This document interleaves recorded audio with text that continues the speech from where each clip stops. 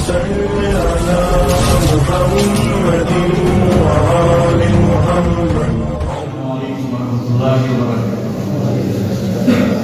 بسم اللہ الرحمن الرحیم. الحمد للہ رب العالمین والصلاة والسلام علی سید المرسلین محمد وآلہ وصحبہ اجمعین ومن تبعهم بإحسان ودعا بدعوتهم إلى يوم الدين. أما بعد فأعوذ بالله من الشيطان الرجيم. بسم الله الرحمن الرحيم. إنك لعلى خلق عظيم. وقال النبي صلى الله عليه وسلم بعثت لأتمم مكارم الأخلاق. وقال عليه الصلاة والسلام أكمل المؤمنين إيمانا أحسنهم خلقا، أو كما قال عليه الصلاة والسلام. یہ پہلا موقع ہے کہ اس ادارے میں اور اس ادارے کی اس مسجد میں حاضری کی سعادت حاصل ہو رہی ہے. نام اس مدرسے کا بہت سنا، تذکرہ بہت سنا اور تعریف بہت سنی، اور یہاں کے وہ طلباء جو ندوے گئے ان کے سلسلے میں وہاں کے لوگوں کے جو خیالات وہ بھی سامنے آئے، سنا کرتے تھے، خوشی ہوتی تھی. آج اس مدرسے کے ناظم مولانا فخر الحسن صاحب ندوی دعوت برکاتہم کی دعوت پر یہاں حاضری کا موقع ملا اور طلباء کے یہ پروگرام دیکھا. عربی، انگریزی، اردو اور ہندی تقریریں سنی، نعتیہ اشعار سنے، ترانہ سنا. ہر چیز میں اس مدرسے کو ممتاز اور نمایاں پایا. جیسا کہ مولانا سید محمد باز حسنی ندوی رحمۃ اللہ علیہ کا ایک قول یہاں نقل کیا گیا کہ انہوں نے ایک موقع پر فرمایا تھا کہ یہ مدرسہ ایک امتیازی شان رکھتا ہے. تو وہ امتیازی شان آپ کے اس پروگرام میں نظر آ رہی تھی. یقیناً اساتذہ کرام اور خاص طور پر اس مدرسے کے ناظم کی یہ کوششیں ہیں، ان کی محنت ہے، ان کی توجہ اور ان کی دلچسپی ہے کہ آپ حضرات میں وہ ذوق پیدا ہوا، وہ شوق پیدا ہوا اور انہوں نے آپ کو تیاری کرائی اور آپ نے تیاری کی. اس وقت ہمارے سامنے جو طلباء بیٹھے ہوئے ہیں ان کو ہم 3 حصوں میں تقسیم کر سکتے ہیں. ایک تعداد وہ ہے جو لائق مبارکباد ہے. یہ وہ تعداد ہے جنہوں نے تیاری کی، محنت کی، اپنے اساتذہ کی خوشامد کی، ان سے تقریریں لکھوائیں اور ان کو یاد کیا اور یاد کر کے یہاں پیش کیا اور انعام کے حقدار ہوئے.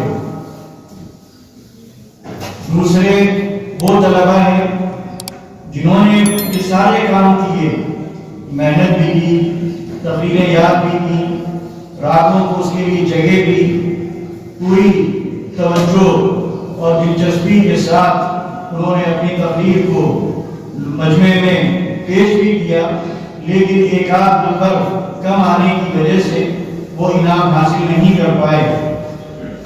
وہ قابل تعریف ہے. تیسرا طبقہ وہ ہے کہ جنہوں نے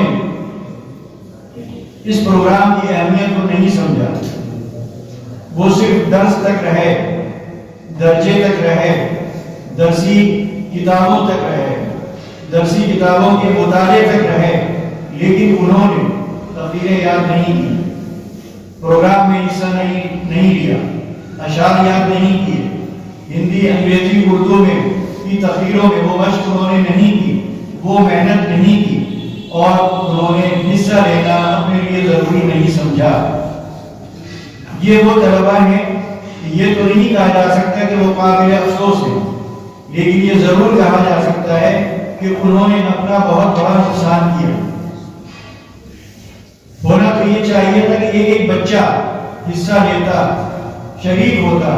انعام تو سب کو نہیں مل سکتا ہے، کچھ ہی کو ملتا ہے، لیکن یہ تقریریں جو وہ یاد کرتے یا وہ مقالات جو وہ لکھتے، یہ آنے والے دنوں میں ان کے کام آتے. یہ یاد کی ہوئی تقریریں کام آتی، ان کے قلم سے لکھے گئے وہ مقالات کام آتے ہیں. کیونکہ جب مقالات میں لکھتا ہے تو مطالعہ کرتا ہے، دسیوں کتابیں پڑھتا ہے، تو یہ مطالعہ آنے والے دنوں میں ان کے بہت کام آتا ہے. یہ یاد کی ہوئی تقریریں کئی جگہوں پر ان کی عزت بچاتی ہے. کیونکہ ہمیں مدرسے کے طلباء اور اسکول کے طلباء میں تھوڑا فرق کرنا ہے. دونوں کا مقصد الگ ہے.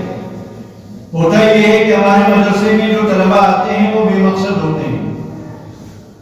ان سے اگر آپ پوچھیں کہ کیوں مدرسے میں آئے ہو تو وہ نہیں بتا سکتے، بلکہ بسا اوقات ان کے ماں باپ بھی شاید نہیں بتا سکتے کہ ہم نے اپنے بچے کو کیوں بھیجا ہے.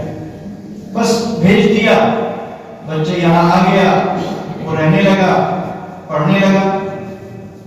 اکثر تو ایسا ہوتا ہے کہ لڑکا فارغ ہونے کے قریب پہنچتا ہے اور وہ نہیں بتا سکتا کہ اتنے سال اس نے یہاں جو گزارے کیوں گزارے. لیکن اسکول میں جب بچہ جاتا ہے تو پہلے دن سے اس کے ذہن میں ایک مقصد ہوتا ہے، اس کے سامنے ایک منزل ہوتی ہے، اور اس کے ماں باپ اس منزل تک اس کو پہنچانے کے لیے پوری جدوجہد کرتے ہیں، پوری تیاری کرتے ہیں، پوری فکر کرتے ہیں، اور جو وسائل چاہیے اس منزل تک بچے کو پہنچانے کے لیے وہ تمام وسائل وہ اختیار کرتے ہیں. لیکن ہمارے یہاں ایسا نہیں ہوتا. ہمارے یہاں بس طالب علم ہوتا ہے اور استاد ہوتا ہے، لیکن والد صاحب کو پتہ نہیں ہوتا. ان کو کوئی فکر نہیں ہوتی، ان کو کوئی دلچسپی نہیں ہوتی، وہ کبھی آ کر پوچھتے بھی نہیں. تو ایسی صورت میں اساتذہ کی ذمہ داری بہت بڑھ جاتی ہے. وہ صرف استاد نہیں بلکہ وہ باپ بھی ہیں، وہ ماں بھی ہیں، وہ چچا بھی ہیں، وہ ماموں بھی ہیں، وہ ان کے سرپرست بھی ہیں. اب اگر اساتذہ کوتاہی کرتے ہیں، لاپرواہی کرتے ہیں، تو گویا وہ اپنے بچوں کے ساتھ یہ کوتاہی کر رہے ہیں، اپنے بچوں کے ساتھ یہ لاپرواہی کر رہے ہیں. اور کبھی کبھی دوسروں کے ساتھ جان بوجھ کر اگر لاپرواہی کی جاتی ہے تو اس کا نقصان خود ان کی اولاد کو بھی پہنچتا ہے. یہ بچے امانت ہیں، ہماری ذمہ داری ہے، ان کی فکر کرنا یہ ہمارا فرض ہے. ہم نے یہ عہد لیا ہے، اور اگر ہم اس ذمہ داری کو ادا کرنے میں کوتاہی کریں گے جان بوجھ کے تو اللہ تعالیٰ کے یہاں ہماری پکڑ ہوگی. تو بہرحال جو میں نے بات شروع کی کہ اسکول کے جو طلبہ ہیں اور ہمارے مدرسے کے جو مدارس کے جو طلبہ ہیں، دونوں میں ایک فرق ہے. ان کا مقصد تعلیم حاصل کرنے کا یہ ہوتا ہے کہ ان کو ملازمت مل جائے، یا کوئی کاروبار کریں، یا باہر کسی یونیورسٹی میں جا کر وہ اعلیٰ تعلیم حاصل کریں. وہ ایک روشن مستقبل چاہتے ہیں جس میں ان کے پاس پیسہ ہو، ان کے پاس اچھا گھر ہو، ان کا کاروبار ہو، ان کی شہرت ہو، ان کی عزت ہو. یہ ان کا مقصد ہے. لیکن سماج میں گھسنا، سماج سے تعلق رکھنا، سماج کی فکر کرنا، سماج کی اصلاح کی کوشش کرنا، سماج کے لیے اپنے اندر درد محسوس کرنا، اس کے لیے راتوں کو جاگنا، اس کے لیے سوچنا، اس کے لیے دعائیں کرنا، اس کی خرابیوں کو دیکھ کر بیدار اور بے قرار ہو جانا، نیند کم ہو جانا، کھانے کا مزہ جاتا رہنا، یہ ہمارے اسکول میں پڑھنے والوں کے اندر یہ جذبہ نہیں پایا جاتا، کیونکہ یہ چیز ان کے مقصد سے بالکل جوڑ نہیں کھاتی ہے. لیکن آپ اگر قرآن کریم کا مطالعہ کریں، احادیث کا مطالعہ کریں، اور جو سورتیں آپ پڑھتے ہیں اور جو احادیث کی کتابیں آپ پڑھتے ہیں، تو آپ کو خود اندازہ ہو جائے گا کہ آپ پر فارغ ہونے کے بعد کیا ذمہ داری آنے والی ہے، آپ کو کیا کام کرنا ہے، کیا مشن ہے، جس مشن کو پورا کرنا ہے، کون سے وہ فرائض ہیں جو آپ کے کاندھوں پر آنے والے ہیں اور آپ کو ان کو انجام دینا ہے. اگر یہ جو چیزیں آپ پڑھتے ہیں تھوڑا سا اس پہلو سے بھی آپ ان پر غور کریں کہ کہ صرف امتحان کے لیے آپ کو نہیں پڑھایا جا رہا ہے، پاس ہونے کے لیے نہیں پڑھایا جا رہا ہے، ڈگری لینے کے لیے نہیں پڑھایا جا رہا ہے، بلکہ آپ کو تیار کیا جا رہا ہے کہ فارغ ہونے کے بعد آپ کے اوپر جو ذمہ داری آنے والی ہے اس ذمہ داری کو بحسن خوبی کس طرح آپ انجام دے سکتے ہیں، اس کے لیے آپ کو تیار کیا جائے گا۔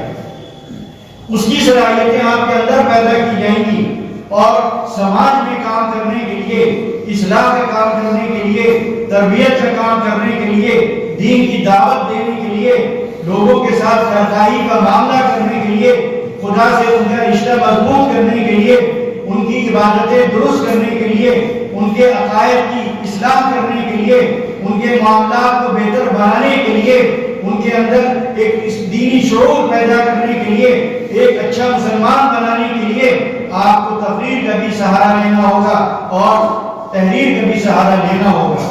تو یہ جو موقع آپ کو یہاں ملا ہے، اگر آپ نے اپنے کو تیار نہیں کیا، آپ کے اندر تقریر کی صلاحیت نہیں پیدا ہوئی، آپ کے قلم میں وہ تاثیر نہیں پیدا ہوئی، تو آپ وہ کام نہیں کر پائیں گے جس کے لیے آپ نے 8-9 سال کسی مدرسے میں گزارے ہیں۔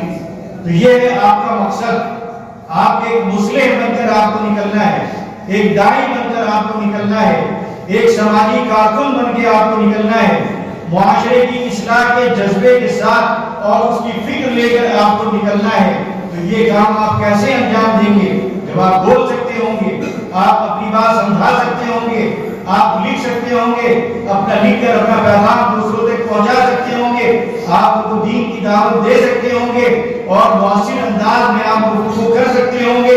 اور یہ اسی وقت ممکن ہے جب آپ جس مدرسے میں بھی پڑھ رہے ہیں وہاں پر آپ مسلسل تقریر کے پروگراموں میں حصہ لیں، تحریر کے پروگراموں میں حصہ لیں اور اپنے کو آراستہ کریں، مطالعہ کریں، مطالعہ کر کے اپنے علم میں اضافہ کریں، اپنی عقل کو اس مطالعے سے روشن کریں، اور اس کے بعد آپ کی زبان میں روانی ہو اور آپ کے قلم میں روانی ہو تو انشاءاللہ آپ اپنے سماج کے لیے بڑے مفید ثابت ہو سکتے ہیں۔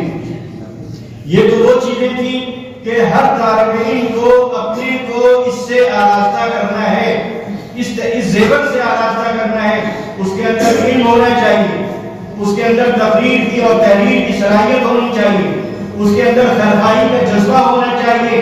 اور نبی علیہ السلام بعثت سے پہلے بھی آپ کے جو بدترین دشمن تھے وہ آپ کو کیا کہتے تھے؟ صادق کہتے تھے، امین کہتے تھے۔ تو یہ سچائی آپ کو اپنے اندر پیدا کرنا ہے، امانت داری یہ آپ کو اپنے اندر پیدا کرنا ہے۔ اور آپ اگر قرآن کریم میں دیکھیں جہاں جہاں نبی علیہ السلام کا تذکرہ ہے تو ہر نبی کیا کہتا ہے اپنی قوم سے؟ اپنے کو بتاتا ہے کہ وہ خیرخواہ ہے۔ تو یہ خیرخواہی کا مزاج ہونا چاہیے، امانت داری ہونی چاہیے، سچائی ہونی چاہیے اور خیرخواہی۔ ایک صحابی رضی اللہ تعالی عنہ کا واقعہ خیرخواہی کے سلسلے میں آپ کے سامنے رکھنا چاہوں گا۔ یہ وہ چیزیں ہیں کہ ان پر غور کرنا چاہیے اور یہ صفات اپنے اندر پیدا کرنی چاہیے۔ وہ فرماتے ہیں گھوڑا خریدنے کی انہیں ضرورت پیش آئی، گھوڑا خریدنے کے لیے جب گئے تو انہوں نے گھوڑا دیکھا، گھوڑے کے مالک سے پوچھا کہ یہ کتنے کا ہے؟ انہوں نے کہا 200 درہم کا۔ انہوں نے گھوڑا دیکھ کر ان کو اندازہ ہوا کہ اس کی قیمت تو کچھ زیادہ لگ رہی ہے۔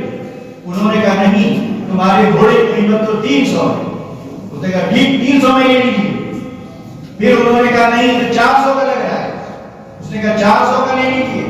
انہوں نے کہا نہیں تو 500 کا لگ رہا ہے۔ یہاں تک ہوتے ہوتے 700 درہم میں وہ گھوڑا انہوں نے خریدا۔ بظاہر ہم آپ کیا کہیں گے کہ بڑے ناسمجھ تھے، 200 روپے میں چیز مل رہی تھی، 700 روپے میں خرید لی، بڑی بیوقوفی تھی۔ کہہ سکتے ہیں نہ کہیں زبان سے ادب کے پیش نظر تو ذہن میں تو خیال آ ہی سکتا ہے۔ تو ایک صاحب نے ان سے کہا کہ ساتھی نے یہ کیا کیا، 200 روپے کی چیز 700 روپے میں خرید لی۔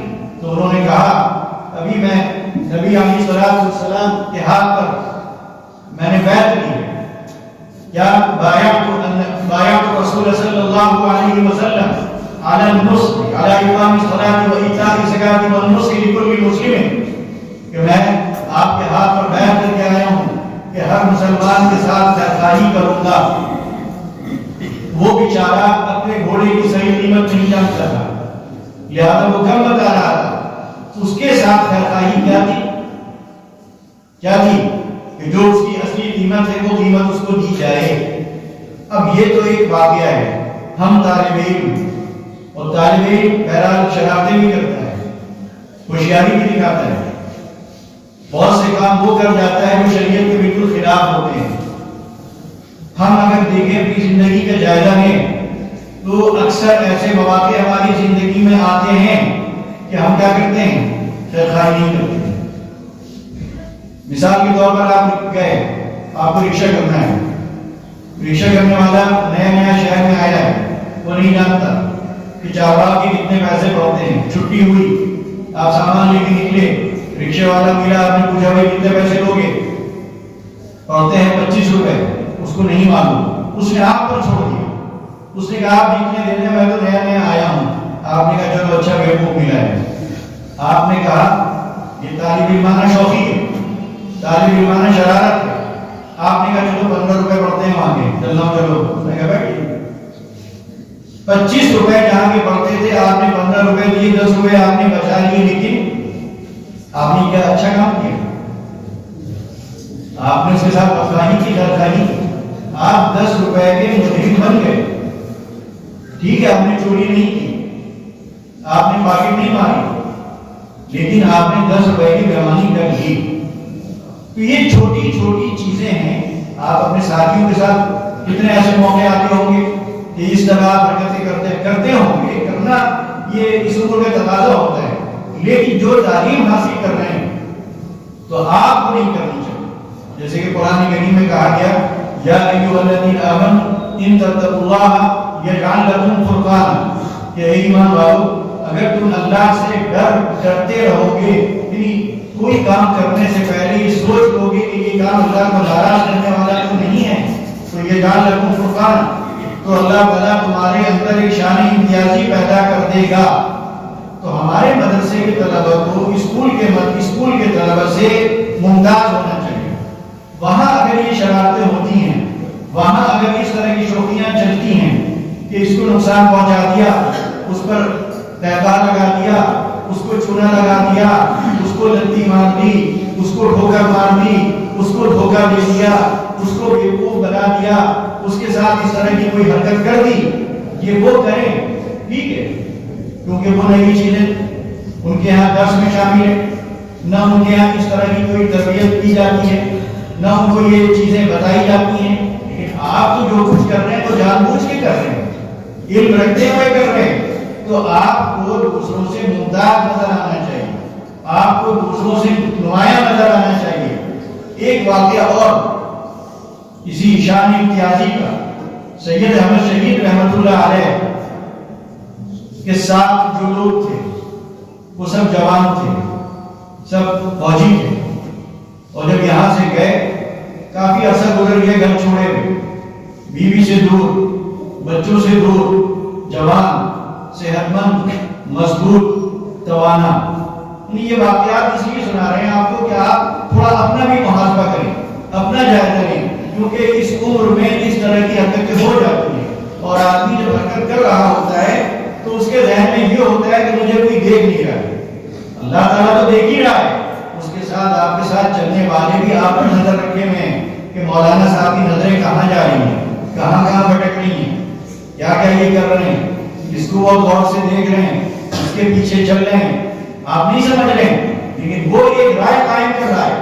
ایک طالب علم کو دیکھ کے پورے مدرسے کے بارے میں رائے قائم کرتا ہے، ہمارے پورے سسٹم کے بارے میں، پورے نظام کے بارے میں رائے قائم کرتا ہے، ہمارے نصاب کے بارے میں رائے قائم کرتا ہے، ہماری تربیت کے بارے میں رائے قائم کرتا ہے. پھر جب آپ تقریر کرتے ہیں اور تقریر میں بڑے لمبے لمبے دعوے کرتے ہیں تو وہ اندر اندر ہنستا ہے. ابھی تو میں نے تو سڑک کس طرح دیکھا، فلاں عورت کو دیکھ رہے تھے، اس کے پیچھے چلے جا رہے تھے، بار بار دیکھ رہے تھے، نظر بچا کے دیکھ رہے تھے، اور اب ممبر پر ایسے کی باتیں کر رہے ہیں، ایسے ایسے دعوے کر رہے ہیں. تو ہمیں سماج میں جب جانا ہے تو ہمیں اپنے کو ان چیزوں سے بچانا ہوگا کہ سننے والا ہماری بات سن کر ہم پر ہنسے، مذاق اڑائے اور کوئی اثر نہ لے. تو سید احمد شہید رحمۃ اللہ علیہ کے ساتھ جو جو فوج تھی وہ جب سڑکوں پر جاتے تھے تو سب کی نظریں نیچی ہوتی کیونکہ جانتے تھے کہ نامحرم پر نظر نہیں پڑنی چاہیے، احتیاط کرتے تھے۔ تو وہاں کے جو مقامی باشندے تھے انہوں نے ایک فوجی کو پکڑ کے پوچھا کہ بھئی یہ بتاؤ کہ کیا تم لوگ جو ہندوستان سے آئے ہو اتنی بڑی تعداد میں، یہ وہاں سے جہاں سے گئے ہیں، تو کیا تمہاری نظریں کچھ کمزور ہیں، کوئی آنکھ کی بیماری ہے؟ تو انہوں نے پوچھا کہ بھئی اللہ کا شکر ہے سب کی نظریں ٹھیک ہیں، کوئی بیماری آنکھ کی نہیں ہے۔ پھر انہوں نے یہ پوچھا کہ آخر یہ سوال آپ کیوں کر رہے ہیں؟ انہوں نے کہا جتنے بھی لوگ آئے ہیں ہم دیکھ رہے ہیں کہ سب جوان ہیں اور مہینوں سے یہاں پڑے ہوئے ہیں اور صحت مند ہے، فوجی صحت مند ہوتا ہے، اور سب اپنے گھر بار چھوڑے ہوئے ہیں، لیکن آج تک کسی کو نہیں دیکھا کہ کسی کی نظر یہاں کی کسی عورت پر پڑ رہی ہو، جبکہ یہاں بڑا حسن ہے، بڑی خوبصورتی ہے، جوانی بھی ہے، ہمارے علاقے کی لڑکیاں سڑک پہ چل رہی ہیں، لیکن آپ کے یہاں کے کسی آدمی کی نظر ان پر نہیں پڑتی۔ تو انہوں نے کہا کہ ہمارے امیر کی تربیت کا نتیجہ ہے، وہ ہمارے دین کی تعلیم کا ایک حصہ ہے، یہ ہے شان امتیازی۔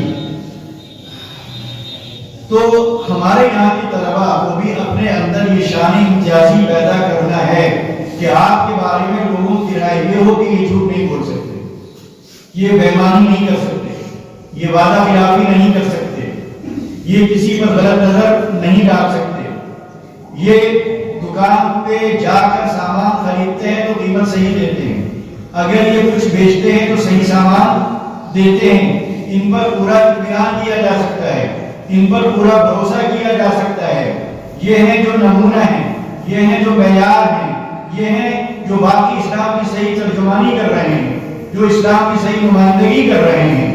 تو جب آپ یہ صفات اپنے اندر پیدا کریں گے اور یہ شان امتیازی اپنے اندر پیدا کریں گے، اور شان امتیازی کسی ایک چیز سے نہیں پیدا ہوتی، آپ کی پوری زندگی شان امتیازی رکھتی ہو، آپ کا اٹھنا بیٹھنا، چلنا پھرنا، لوگوں سے بات کرنا، آپ کا صبر، آپ کا تحمل، آپ کی قوت برداشت، آپ کے اندر کا اعتدال، آپ کا توازن، آپ کی خیرخواہی، آپ کی دردمندی، آپ کی فکر مندی، آپ کا عیادت کرنا، تعزیت کرنا، لوگوں کی مدد کرنا، لوگوں کے کام آنا، ان کے لیے کھڑے ہو جانا، ایثار کرنا، معاف کرنا، درگزر کرنا، محبت کے ساتھ معاملہ کرنا، مسکرا کر ملنا، سلام میں پہل کرنا، اگر کوئی سلام کر لے تو جواب میں ذرا بھی دیر نہ لگانا۔ بات سلام کی آئی، شان امتیازی۔ علی گڑھ یونیورسٹی کے طلباء کے بارے میں عام تاثر ہے کہ وہاں پر سلام آپ کو کرنا نہیں پڑے گا، وہاں کا طالب علم سب سے پہلے آپ کو سلام کرے گا۔ سڑک پہ چلیں، ہوٹل میں جائیں، کلاس روم میں جائیں، بورڈنگ کو جا کر دیکھیں، وہاں پہ جو طالب علم ہے ہمیشہ سلام کرنے میں وہ پہل کرے گا۔ تو یہ علی گڑھ کی پہچان سلام کیوں بنی؟ اس لیے بنی کہ لوگوں نے دیکھا وہاں کے طلباء کو، اور مدارس کے طلباء کے بارے میں عام طور پر یہ شکایت ہے کہ وہ سلام نہیں کرتے۔ آپ کی پہچان بن رہی ہے، جبکہ آپ حدیث میں کیا پڑھ رہے ہیں کہ سلام، السلام علیکم ورحمۃ اللہ وبرکاتہ، تین حصے ہیں، تینوں میں 10 نیکیاں مل رہی ہیں، لیکن آپ 30 نیکیوں سے محروم ہو رہے ہیں۔ ایک سیکنڈ کے ایک عمل میں 30 نیکیاں آپ کو مل رہی تھی، لیکن آپ پڑھنے کے باوجود، علم رکھنے کے باوجود، سلام کی اہمیت کو سمجھنے کے باوجود، اور نبی علیہ السلام کے اس حکم کے باوجود کہ سلام کو عام کرو، یہ جانتے ہوئے، حدیث یاد رکھتے ہوئے، سلام کے موضوع پر تقریر کرنے کے بعد بھی سلام نہیں کر پاتے، اور سب سے بڑھ کر سلام کیا جاتا ہے تو اتنی بے احتیاطی یا بے اعتنائی برتتے ہیں کہ سلام کے جواب بھی نہیں دیتے ہیں، جبکہ یہ تو واجب ہو جاتا ہے، گناہگار ہو جائیں گے، لیکن نہیں کرتے۔ اور علی گڑھ یونیورسٹی میں یہ تعلیم نہیں ہے، وہاں پر سلام کی اہمیت پر نہ طلبہ تقریر کرتے ہوں گے، نہ اساتذہ کرتے ہوں گے، نہ وہ کتابیں پڑھتے ہیں جس میں سلام کا تذکرہ بھی ہوتا ہوگا، لیکن اس کے باوجود بھی ان کی ثقافت، ان کے کلچر میں یہ چیز داخل ہے. سلام کریں گے، بڑے کا احترام کریں گے، بڑے کی رعایت کریں گے، بڑا آئے گا کرسی چھوڑ دیں گے، اس کو جگہ دیں گے، اس کو عزت دیں گے. تو دو چیزیں علی گڑھ میں بڑی نمایاں طور پر لوگ محسوس کرتے ہیں: اپنے سے سینئر طالب علم کا احترام، اس کا خیال، اس کی فکر، اس کی عزت، اس کا اکرام، اور دوسرے سلام. ہمارے مدارس میں دونوں چیزوں میں کمی ہے. فرق کرنا مشکل ہو جاتا ہے کون سینئر ہے کون جونیئر ہے. حتیٰ کہ رضا اوقات استاد آ جاتا ہے لیکن طالب علم اسی طرح بیٹھے چائے پیتا رہتا ہے. یہ منظر دیکھنے کو ملتا ہے. استاد بیچارہ خود سر جھکا کے چلا جاتا ہے، یہ ظاہر کرتا ہے کہ ہم نے آپ کو نہیں دیکھا، کیونکہ اندر سے وہ اس کو شرمندگی محسوس ہوتی ہے کہ اس کے کھڑے وہ آ کر کھڑا ہو گیا اور آپ اپنا سر جھکائے چائے پیتے رہے. کینٹین میں بیٹھے ہیں، اساتذہ بھی بیٹھے ہیں، لیکن ہلڑ مچا رکھا ہے، شور مچا ہوا ہے، مذاق ہو رہا ہے، تفریح ہو رہی ہے، کوئی استاد کا احترام نظر نہیں آتا ہے. لیکن آپ اسکولوں میں دیکھیں، آپ نہ جا کے اسکولوں میں دیکھیں. آکسفورڈ یونیورسٹی خود ہمارے والد صاحب جب وہاں گئے تو انہوں نے آ کر بتایا، اس کا اندازہ تو ہم آپ کر بھی نہیں سکتے کہ استاد کے چلنے کا راستہ الگ، طالب علم کے چلنے کا راستہ الگ ہے. استاد کے چلنے کا راستہ تھوڑا وہ سڑک جو ہے وہ تھوڑی اونچی ہے، طالب علم کے چلنے کی جو سڑک ہے تھوڑی نیچے ہے. اس کے اندر وہ تربیت، ان کی تربیت دیکھیے، وہ ذہن بنا رہے ہیں. سڑک بنا کر ذہن تیار کرنے کے طالب علم کو استاد کا احترام کرنا چاہیے. استاد کا مرتبہ بہت بلند ہے. سڑک بلند کر دی، سڑک اونچی کر دی ہے جھلکانے کے لیے، بتانے کے لیے کہ استاد کے کیا مقام اور مرتبہ ہے. کہ ہماری مدارس میں ایسا ہوتا ہے، سامنے سے استاد آ رہا ہے، طلبہ کی ٹیم جھنڈ کا جھنڈ جا رہا ہے، ٹہلے لگاتا ہوا، ٹھٹے لگاتا ہوا، استاد بیچارہ خود سر سے جھکا کر گزر جاتا ہے، کسی کو ڈرتا ہے، سہما ہوا، کوئی اس کی عزت نہیں، کوئی اس کی پرواہ نہیں. جب آپ اساتذہ کی عزت نہ کریں گے، کہاں سے آئے؟ ان سے کتابوں سے نہیں آئے.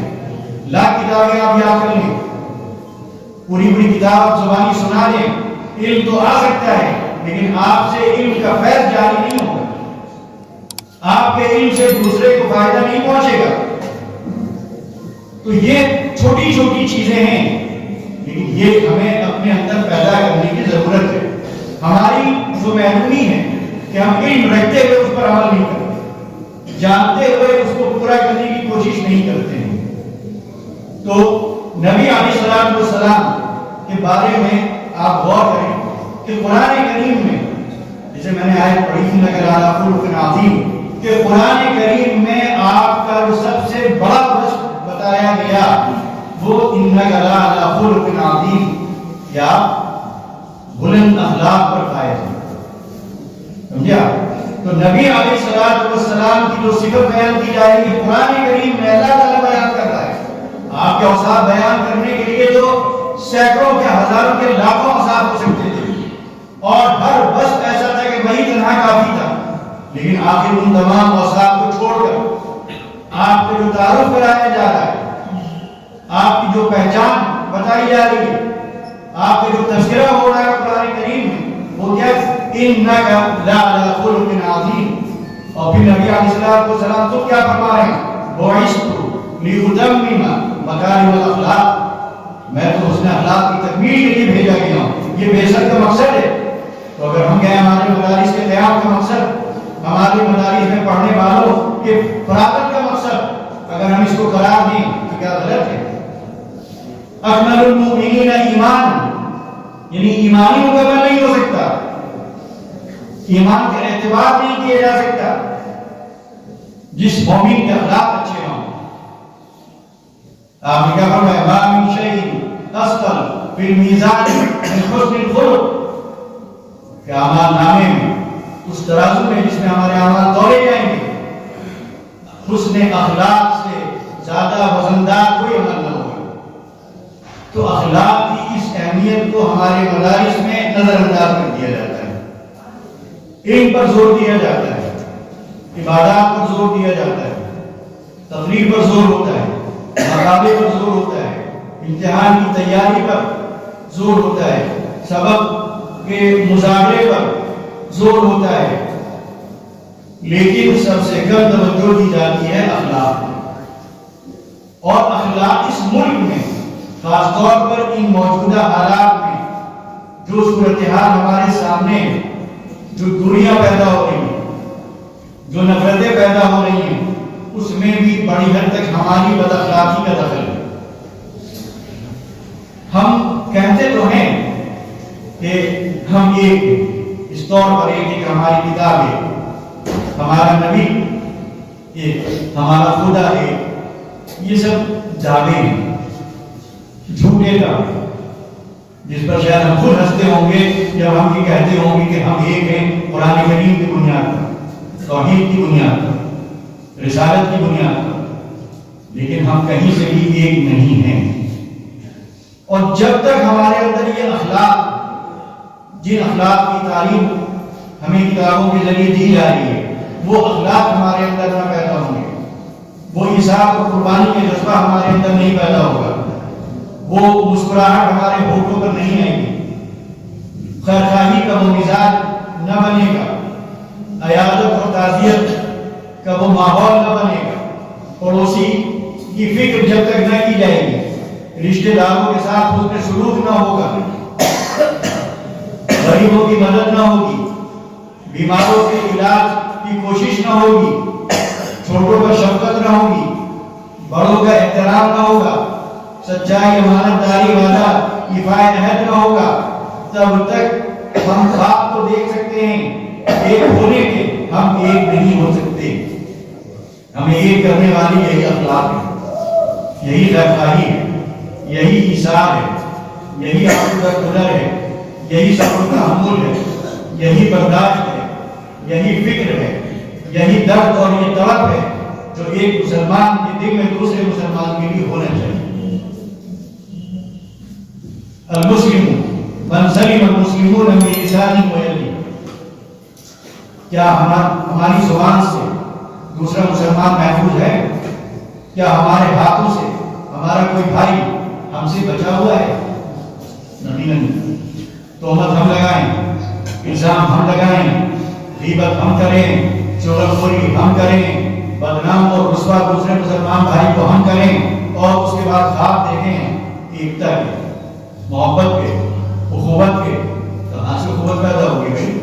اخوت کے جو اسباب ہیں، محبت جن چیزوں سے پیدا ہوتی ہے، جب تک وہ چیزیں نہ پیدا کی جائیں گی، ہمارے اندر کبھی بھی ایکتا نہیں پیدا ہو سکتی۔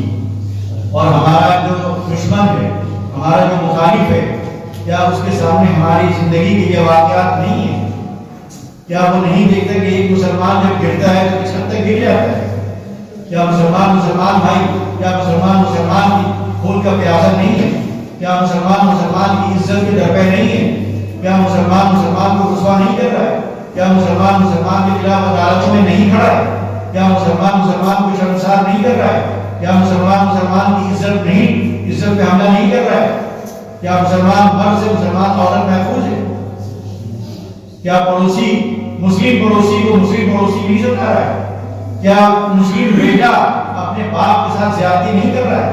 کیا مسلم بیٹا اپنی ماں کو نہیں ستا رہا ہے؟ کیا مسلم رشتہ دار کو پریشانی اور مصیبت میں نہیں ڈال رہا ہے؟ کیا یہ ساری چیزیں ان کے سامنے نہیں آ رہی ہیں؟ وہ بھی ہمارے ساتھ اٹھتے بیٹھتے ہیں، ایک چیز وہ بھی دیکھتے ہیں۔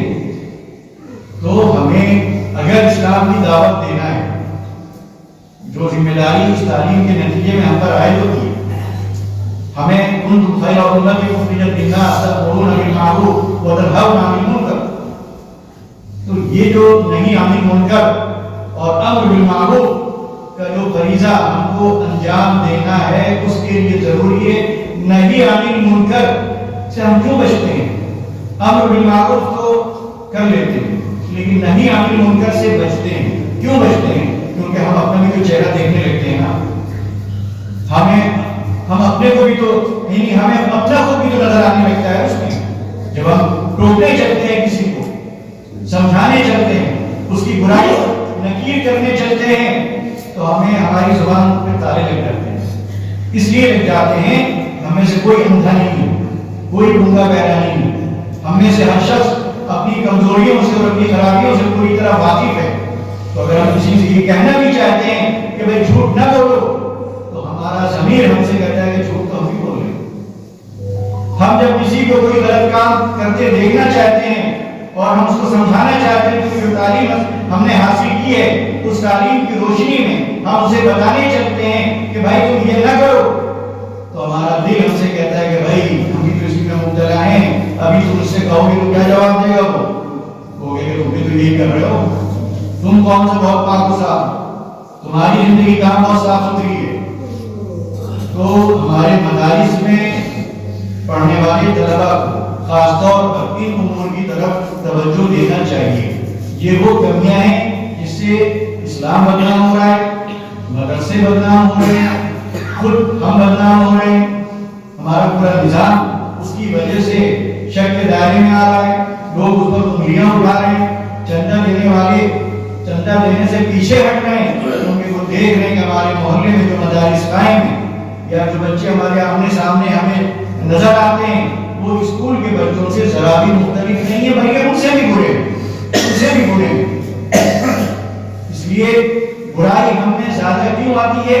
اس لیے کہ ہم میں اکثر بچے ہمارے باہر کے ان کا کوئی نگراں نہیں ہے، ان کو کوئی ٹوکنے والا نہیں ہے، ان کی کوئی خبر رکھنے والا نہیں ہے، نہ ان کے والد محرم یہاں آتے ہیں، نہ وہ کچھ جاننے کی کوشش کرتے ہیں، نہ وہ خود کچھ سمجھنا چاہتے ہیں، نہ ان کے چچا ماموں یا خالو یا کوئی آتا ہے، تو وہ سمجھتے ہیں کہ کون ہمیں ٹوکے گا، کون ہم پر نظر رکھے گا، کون ہمیں بتائے گا، کون ہمیں تنبیہ کرے گا، کون ہمیں ڈانٹے گا یا کون ہمیں سزا دے گا۔ تو اب ایسی صورت میں اساتذہ کی ذمہ داری اور بڑھ جاتی ہے، وہ ذمہ داری جو ماں باپ کی تھی وہ بھی اساتذہ اور منتظمین کے ذمہ آ جاتی ہے۔ تو ہمارے اساتذہ ماشاءاللہ بڑی محنت کر رہے ہیں، آپ نے جو پروگرام دیکھا، جو تقریریں سنی، جس سنجیدگی کے ساتھ آپ یہاں بیٹھے ہوئے ہیں، جس توجہ اور انہمام کے ساتھ آپ باتیں سن رہے ہیں، تو آپ سے بڑی امید ہے، آپ یقیناً تعلیم حاصل کرنے میں بڑی محنت کر رہے ہیں اور بڑی اچھی آپ نے بڑا اچھا مظاہرہ کیا ہے۔ بس یہ چیز اخلاق والی یہ صفت اپنے اندر پیدا کریں اور اپنے اندر وہ شان امتیازی پیدا کریں، وہ صرف اور صرف تقوی کی بدولت پیدا ہو سکتی ہے۔ صرف تقوی ہے جو سمجھ لیجیے زندگی کو خوشگوار، پرمسرت اور پربہار بنا سکتا ہے۔ ہر وقت یہ خیال، ہر وقت یہ ڈر کہ کوئی کام ایسا نہ ہو جو اللہ کو ناراض کرنے والا ہو، اور اللہ تعالیٰ ہر جگہ دیکھ رہا ہے۔ لہذا ہم کمرے میں ہوں، ہاسٹل میں ہوں، درجے میں ہوں، سڑکوں پر ہوں، ہمیں یہ خیال رہے کہ ہمارا کوئی عمل ایسا نہ ہو کہ اللہ ناراض ہو جائے، اللہ ہم سے رشتہ توڑ لے، اللہ ہم سے دور ہو جائے۔ ہمیں اللہ سے اپنے رشتے کو مضبوط کرنا ہے اور اسی رشتے کی بنیاد پر ہماری نجات ہے، اور وہ رشتہ اسی وقت مضبوط ہو سکتا ہے جب ہمارے دل کو یہ ڈر بس جائے، بے بس ہو جائے کہ اللہ ہم سے اگر ناراض ہو گیا تو پھر ہمارا ٹھکانہ نہ یہاں اچھا ہوگا اور نہ وہاں اچھا ہوگا۔ تو ہمارے جو بھائی سامنے بیٹھے ہوئے ہیں ان سے میری یہی گزارش ہے کہ یہ تقویٰ یعنی یہ ڈر کہ کوئی کام آپ سے ایسا نہ ہو جو اللہ کو ناراض کرنے والا ہو، کیونکہ اگر وہ کام ہوگا تو اس علم کا کوئی حاصل نہیں، کوئی نتیجہ نہیں، اور کوئی نتیجہ 10 سال 8 سال پڑھنے میں برباد کرنا ہے۔ اگر وہ ڈر ہی نہ پیدا کرنے میں ہمارے یہ مدارس کامیاب ہو پائیں، اگر ہمارا یہ نظام، ہمارا یہ نصاب اپنے طلبہ میں خدا کا وہ ڈر پیدا کرنے میں کامیاب نہیں ہوا تو ہمارا یہ نظام بیکار، ہمارا یہ نصاب بیکار، ہمارے اساتذہ کی ساری کوششیں بیکار۔ تو اپنے اندر یہ ڈر پیدا کر لیجیے، انشاءاللہ سارے مسائل جن مسائل نے ہماری نیندیں اڑا رکھی ہیں اسی ملک میں وہ مسائل حل ہو جائیں۔ ایسا نہیں ہے، اسلام اخلاق سے پھیلا، تلوار سے نہیں پھیلا، اسلام علم سے نہیں پھیلا، اسلام تلواروں سے نہیں پھیلا، اسلام دعوت و تبلیغ کی کوششوں سے بھی نہیں پھیلا، اسلام پھیلا ہے اخلاق سے۔ ایک دائی اگر اس کے اخلاق اچھے نہیں ہیں وہ چیلے پہ چیلے لگایا جائے گا، کوئی نتیجہ نہیں نکلے گا۔ ایک مدرس پوری زندگی کما دے گا لیکن اگر خود اس کے اخلاق اچھے نہیں ہیں تو کوئی نتیجہ نہیں نکلے گا۔ تو بغیر اخلاق کے ساری کوششیں بیکار ہو جائیں گی۔ تو اللہ کا ڈر اپنے اندر پیدا کیجیے، اپنے اخلاق کو اسلامی اخلاق بنائیے، انشاءاللہ اسی ملک میں آپ دیکھیں گے کہ جتنی پابندیاں لگائی جا رہی ہیں، جتنی دیواریں کھڑی کی جا رہی ہیں، सारी पाबंदियां, सारी जंजीरें इंशाअल्लाह कट जाएंगी, सारी दीवारें इंशाअल्लाह गिर जाएंगी और इसी मुल्क में इस्लाम की वो हवा चलेगी, वो झोंका चलेगा, वो बात बाहरी चलेगी कि कट्टर से कट्टर दुश्मन भी आपसे भाई से ज्यादा मोहब्बत करने पर वो मजबूर हो जाएगा। उसके दिल में आपकी मोहब्बत, वो मोहब्बत पैदा हो जाएगी जो एक भाई के दिल में मोहब्बत पैदा होती है। अखलाक में वो तासीर है, अखलाक में वो कशिश है और अखलाक में वो ताकत है। उस ताकत को अपने अंदर पैदा कीजिए। हमें और किसी ताकत के इस्तेमाल की जरूरत नहीं है, और कोई ताकत आप इस मुल्क में इस्तेमाल भी नहीं कर सकते, आसान नहीं है। लेकिन जो ताकत आपको मिली भी है, जो हथियार आपको मिला हुआ है, जिसमें दो पैसे खर्च नहीं होते, जिसमें कोई मेहनत नहीं करनी पड़ती, जिसमें कोई खतरा नहीं है, कोई नुकसान नहीं है, उस हथियार को छोड़कर, उस ताकत को छोड़कर हम दुनिया भर के वसाइल और ज़राए इख्तियार करने की कोशिश करें। इससे बढ़कर बेवकूफ़ी और इससे बढ़कर नादानी और क्या हो सकती है कि हथियार रखते हुए, ताकत रखते हुए, तासीर का अमल रखते हुए उसको हम किनारे लगा दें और इधर उधर की बातों में पड़ें। बस ये चंद बातें थी जो इस मौके पर मेरे जहन में आई, वो मैंने आपके सामने अर्ज कर दी। हम सब अल्लाह ताला से दुआ करें कि कहने वाले को, इस जलसे में शामिल होने वालों को और खास तौर पर आप जो हमारे नौनिहाल यहाँ हैं, जिनको बाकी अभी महकना भी है फूलों की तरह और चमकना भी है सितारों की तरह, आपका ये डर अपने अंदर पैदा करने में कामयाब हो जाए और अखलाक से अपनी जिंदगी को संवार लें, तो आप इंशाअल्लाह वो काम करेंगे जो बड़ों ने नहीं किया होगा। वो आपकी दवाना अल्हम्दुलिल्लाह रब्बिल आलमीन।